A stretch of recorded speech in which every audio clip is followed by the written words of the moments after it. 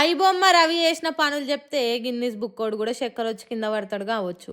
ఏందిరా బాబు ఇది, మానవ మాతృడు ఎవడన్నా చేసే పనులేనారా ఇవి అని ముక్కు మీద మూతి మీద ఏలేసుకునే తట్టు చేసిండు. 2-3 ఏండ్లు చిక్కడు దొరకడు అన్నట్టు పోలీసులను 7 షేర్ల నీళ్లు దాపిచ్చిండట. అది ఎట్లనో సజ్జనార్ సార్ చెప్తున్నాడు. ఇను రూపారి ఒకటి బ్లాక్ చేస్తే ఆయన మళ్ళీ ఇంకోటి మిర్రర్ చేస్తూ దాదాపు 65 మిర్రర్ వెబ్సైట్స్ ని ఆయన రన్ చేసేవాడు.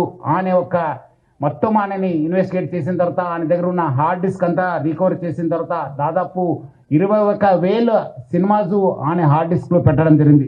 మొత్తము పాత ఫిలిమ్స్ అయిన గాడ్ ఫాదర్ మీ అందరు కూడా తెలుసు, చారిత్రాత్మక ఐతిహాసిక ఫిలిం అయిన గాడ్ ఫాదర్ అంటే 1972లో ప్రొడ్యూస్ అయిన ఆ మూవీ నుంచి మొన్న వచ్చిన ఓజీ మూవీ దాకా కూడా ఆయన దగ్గర ఈ ఒక్క హార్డ్ డిస్క్ లో ఉండడము మనము చూశాను. మొత్తము బాలీవుడ్ టాలీవుడ్ అందరు కూడా హాలీవుడ్ బాలీవుడ్ ఆ వుడ్ ఈ వుడ్ అనే తేడా లేకుండా సినిమాలు దొంగతనం చేసుడు ఐబొమ్మల పెట్టుడేనట.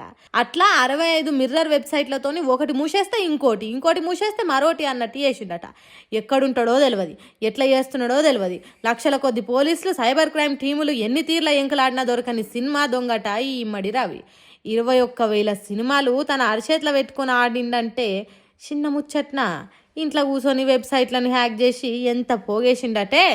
అదేవిధంగా ఆయన ఇప్పటిదాకా ఒక 20 crores సంపాదన చేశారని చెప్పి ఆయన వెల్లడించారు. మనం దాంట్లో 3 కోట్ల రూపాయలు మనము సీజ్ చేయడం జరిగింది. అది ఇంకా మనం ఆయన ఫైనాన్షియల్ డీటెయిల్స్, ఆయన మనీ లాండరింగ్ ప్లస్ ఏం చేశారు, ఎక్కడెక్కడ చేశారు, ఈ ర్యాకెట్లో మొత్తం ఏముందని తెలుసుకోవడానికి ఆయన పోలీస్ కస్టడీ కూడా మనం అడగడం జరిగింది. అది వచ్చిన తర్వాత కూడా ఇంకా మనము ఆయన దగ్గర ఉన్న విషయపైన మనం రాపట్టుకోవడానికి మా వంతు కృషి చేయడం జరుగుతుంది.